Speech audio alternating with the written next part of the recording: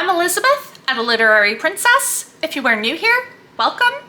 I'm a fifth-year PhD candidate in English literature with a focus on Victorian women novelists. And as you might expect, I love to read. Today I have an installment in my George Eliot project for you.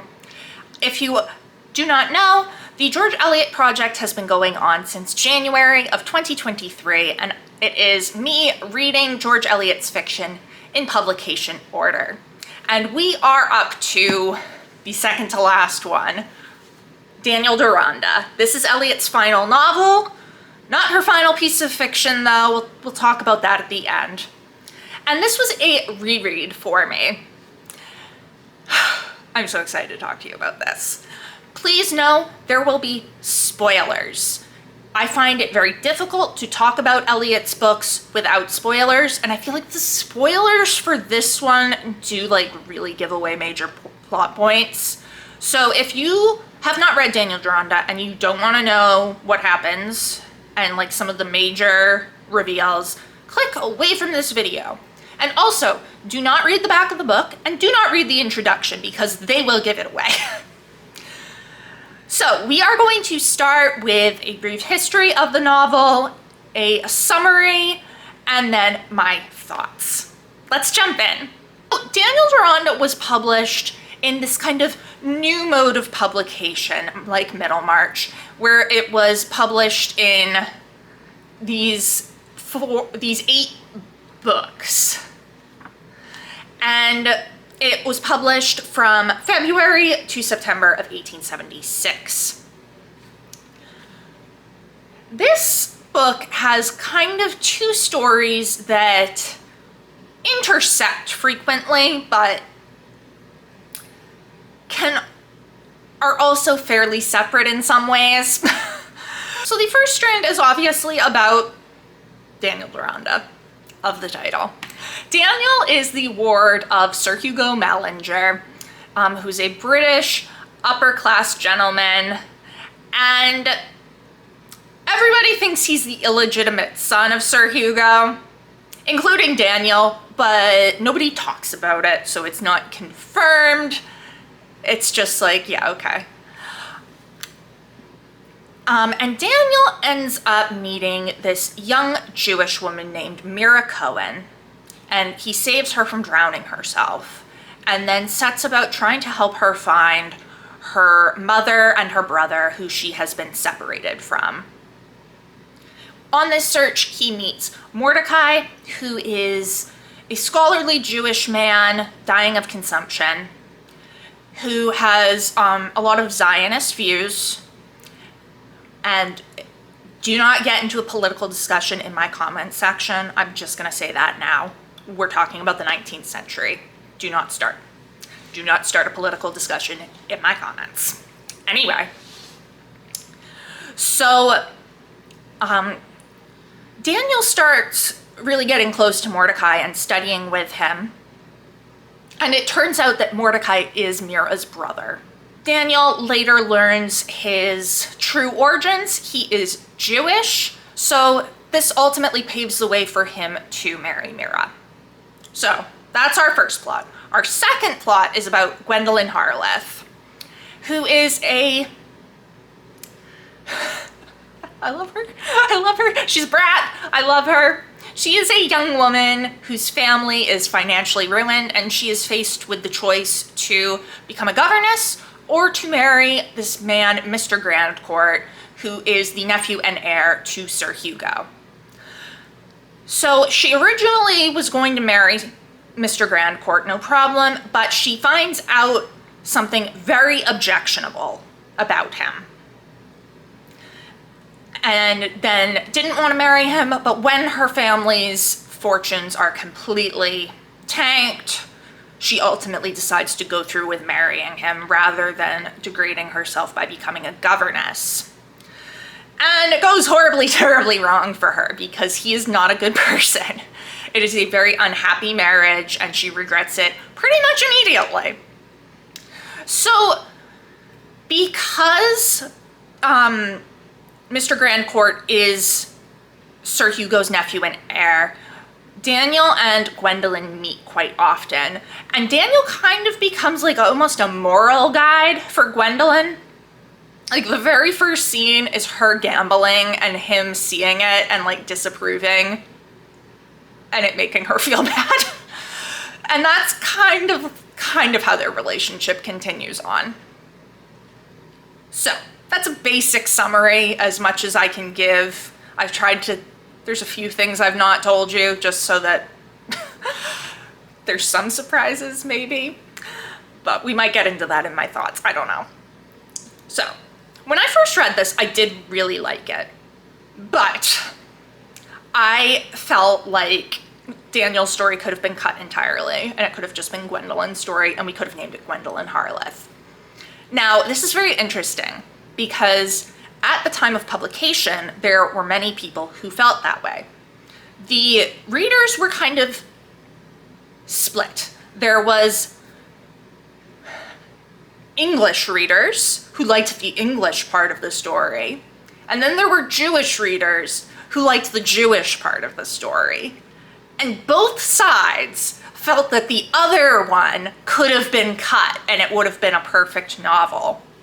So that's really interesting for me that like English readers thought Daniel's story could have been cut and it would have been perfect, but Jewish readers felt Gwendolyn's story could have been cut and it would have been perfect. And I, obviously the first time I read it fell in with the English side. I put that in quotes because the Jewish readers were like, are also English, but it's a weird thing in the 19th century involving both culture and religion. So it's, I don't know. That's how the introduction refers to it. So that's the terms I'm using. And I felt kind of bad because George Eliot wrote about this, that everything is connected and nothing could be taken out, and she did this very on purpose. And I was like, George Eliot, I don't believe you. I think I felt more like it was more like Middlemarch, where she took two separate stories and kind of joined them. However, on rereading it, first of all, I liked Daniel a lot more. When I first read this, I thought Daniel was kind of a self-righteous wet blanket who didn't like fun. And like he kind of is, but he's very kind. He's not the most interesting. I'll be perfectly frank. Gwendolyn is way more interesting, but he is very kind and I liked him a lot more this time. And I was considerably more interested in his story and his journey to find out where do I come from and his relationship with Mira. But also then this relationship with Gwendolyn, because it seems like he could end up with Gwendolyn too. And the ultimate deciding factor is finding out that he is Jewish. And that pushes him to Mira. So that's very interesting. I still, like, look, I don't know much about the Jewish culture or religion. So some of these parts were, I was like, I have no idea what's happening here or what you're talking about. Especially, and like, there were some really philosophical parts with Mordecai talking, and I'm like, I don't know what's happening. And I felt that way the first time. I still felt that way the second time, but it didn't bother me as much, I guess. So I did end up liking Daniel's story, and I could see why these are together. Like, why these two stories are together. That all being said, Gwendolyn is still my favorite. I adore Gwendolyn Harleth. She is possibly my favorite character in all of literature, not just Victorian literature. She is just so well drawn. She's a horrible person. She's not a horrible person. She's just kind of a brat. The first book is titled The Spoiled Child, and it's referring to her. And she's used to getting everything the way she wants.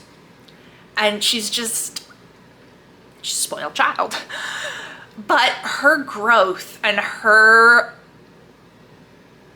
guilt over marrying Mr. Grandcourt and her regret and just the way she kind of gets downtrodden by her relationship with him is so well done. She is a masterfully drawn character. So I mentioned when I discussed Middlemarch that Eliot's strong point is the psychological realism of her characters. She perfects it in Gwendolyn Harleth. She really does.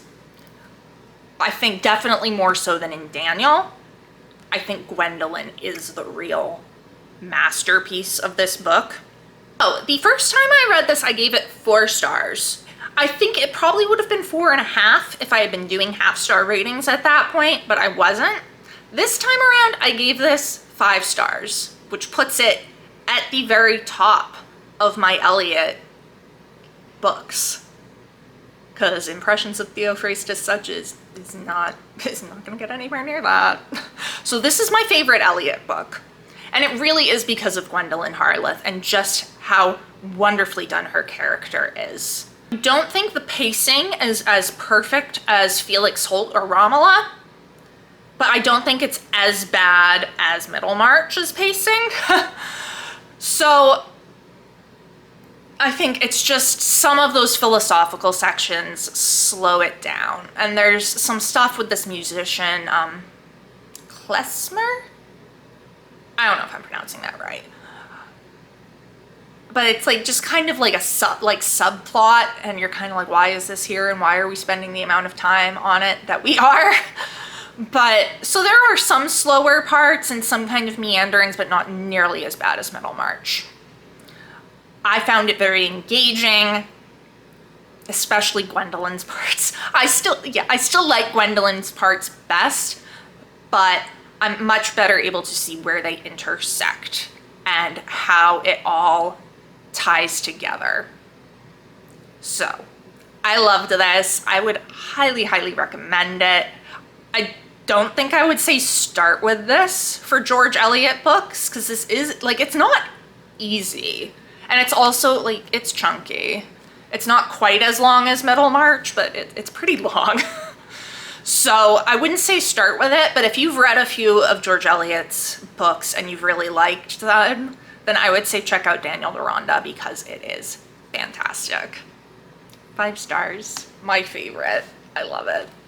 So that is Daniel Deronda.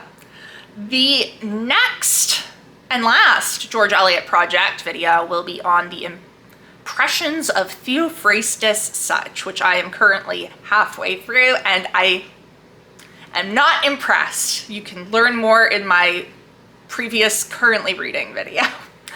But there will be a video on that, and then afterwards there will be a wrap-up video where I will rank all of the books and discuss kind of my final thoughts and what I learned through reading George Eliot's fiction in publication order, as well as a biography of George Eliot.